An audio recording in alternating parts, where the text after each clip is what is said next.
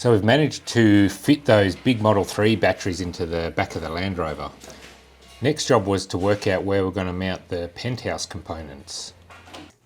If you're unsure what this Penthouse is, you can watch one of my earlier videos on when I disassembled all the components from it. Originally I was thinking of leaving the Penthouse in its original packaging and finding another place in the Land Rover that I could put it.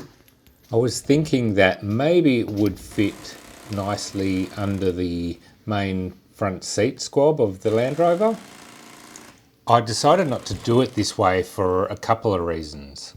One was because it wasn't a very good use of this space, but more importantly, I wanted to keep all the high voltage components in the Penthouse in the same packaging as the battery, because remote mounting it would mean there'd be permanently energized high voltage leads running between the battery and the Penthouse. One way around this would be to leave the main high voltage contactors on the battery posts and run leads from the other side of these through to the remote Penthouse. But in that situation, you'd also have to add a whole lot of wires from the high voltage controller back to those contactors as well. So then it's sort of easier to mount the high voltage controller in the battery case close to those contactors as well. Also a good idea to mount the high voltage contactors for the fast charging in the battery box. The pyro fuse, which links the two middle battery modules, sort of has to go in the battery case as well. By that point, the only other main component in the Penthouse is the PCS. So at this point, it seems to make much more sense to incorporate the Penthouse systems into the main battery modules and case.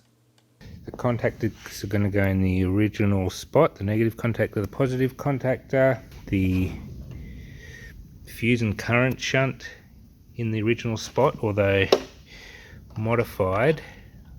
I'm going to get rid of this, and this fuse end is going to go directly on the terminal there. Just waiting for an extended long coupling nut. I mount this up here. This is sort of good in the middle because this is the main controller, and the controller wiring harness goes in here and then out to all the things. Then so positive and negative terminals will go. We'll need a positive and negative to this side of the fast charger contactors, and this will join here. I'll probably just use cable or something to the plug for the charge port on the back corner. Then also need a positive and negative to the motor. The interlock will go in there, that's easy. Then the heater power will come down here and go through the floor. Positive and negative to that as well. And then the PCS, the charger DC-DC unit power control system, that seems to be the best place. So I've got to make a mount for that. Then that goes out to the charge port, same as that, for the AC connector if you want to charge at home.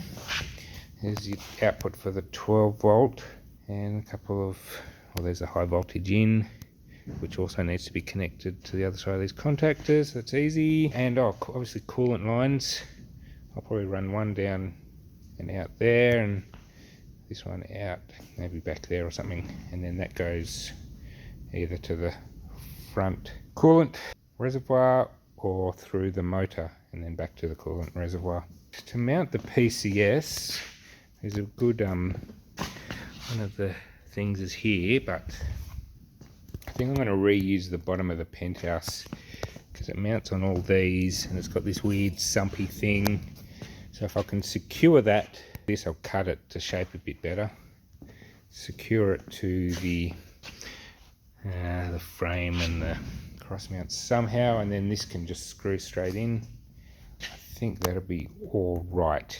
So with the basic layout determined, I used some fiberglass board for the mounting of all these components. I then went about modifying the original Tesla bus bars to fit my required purpose.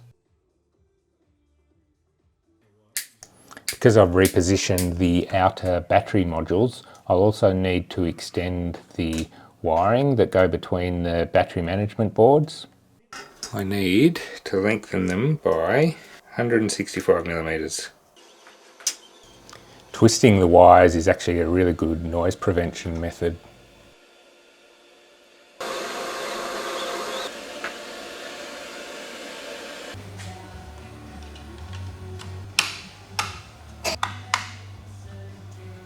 They call this the battery management board daisy chain because the communication goes from each battery management board and then back to the main high voltage controller. The original wires back up to the high voltage controller are a good length, so I just need to tidy them up and reroute them. Alright, let's start looking at the coolant lines. Tesla use these nylon heat shrink type tubes for the coolant. I'm going to change these to just standard heater hose. The good thing is I can make use of the original fittings. So I just need to carefully remove this nylon pipe from the fittings. So there's a mixture of 13mm, 19mm and 25mm tails. So there's two coolant loops in this Tesla. One loop goes through the motors and the PCS. The other one goes via the autopilot computer and to the front of the battery, and then out the rear of the battery back up to the coolant bottle. So each of the 4 battery modules has one in and one out. So basically I need to connect all the one end of the battery modules, the 4 modules together, and then the other end together and then back out. So I found some good wire connectors from a marine shop. So I'll come out of each battery module. These are 13mm hose. Then combine these into 2 19mm hoses. Then combine these again into one 25mm hose. Lovely. I then decided it might be wise to make a pressure tester to make sure there weren't any leaks. Okay, so I drilled a hole in there. And I've got a little tail end. We'll push that up through the hole. That's the plan. Hoping it'll seal on the inside. And one way to find out. Oh, a bit bodgy. Got a, I'd say about an 8mm T-piece. Valve out of a car. This is what you call using what you got lying around. Time to pressure test the coolant hoses that I've installed. So I've got this little pressure tester thing, just a link with a Schrader valve and a pressure gauge. So, moment of truth. For some reason, pressure gauge is already starting at 2 psi.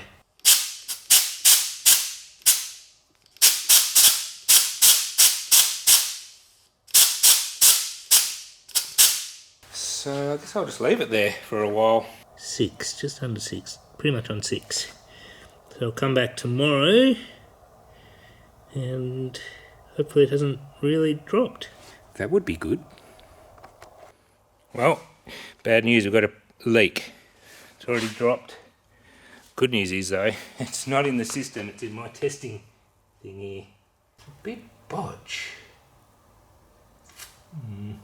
So I've replaced the outlet there with a tyre valve, tubeless tyre valve, which is sort of designed to seal without the Schrader valve though.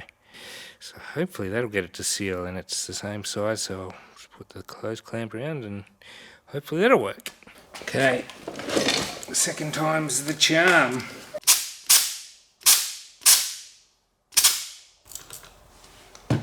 Yeah, got a little, it's better.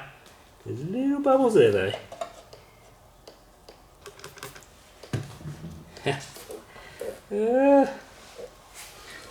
Might have to use some goo. Back to the drawing board.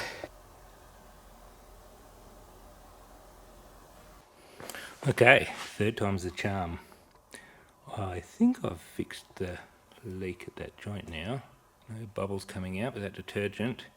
So I just used some tyre repair cement there. And so what have I pumped that up to? 6.5 psi. So now we'll play the waiting game again and see if that drops overnight. Stay tuned. It's been almost a day, almost 24 hours, and it really hasn't dropped at all. So I'm confident now. I've sort of had a bit of a change of heart in how I'm going to do these coolant lines. This 25mm hose is really thick and hard to bend and manoeuvre. To get it out of the battery case, like I need to put one here and one here. This one's going to have to bend around and go down there. So I'm sort of thinking taking them out of the case with this 19mm. Disadvantage of that is there's going to be 4 outlets out of the battery rather than 2. The advantage is there's going to be less connections inside the battery and more outside the battery, which I prefer. And manoeuvring these connections out of the case, in fact I might bring these all the way up and rejig it all. The size of the glands, I can use these glands for the 19mm, these big ones are for the 25mm, so sort of much easier putting 4 of these, fitting 4 of these in here. I think I'm going to do that. Then I started modifying the pyro and current shunt mounting system. This was because I needed to make it a lot more compact so that it didn't sit out the front of the battery.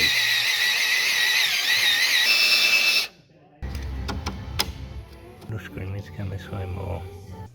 I didn't like the lack of surface area on the original M8 coupler that I'd purchased, so I ended up getting some aluminium bar stock and drilling and tapping it to fit. That's better.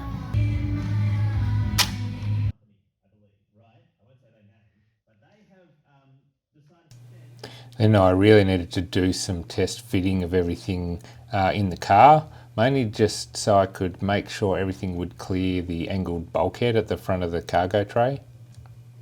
This made me realise that there wasn't enough room to fit the high voltage controller where I'd originally planned to. Eventually I decided to mount this on top of the Penthouse in a similar position to when it was originally in the Tesla. This seemed to be a good point to start making the battery enclosure so that I could more easily determine where I could fit the other components. So we might take off from that point in the next video.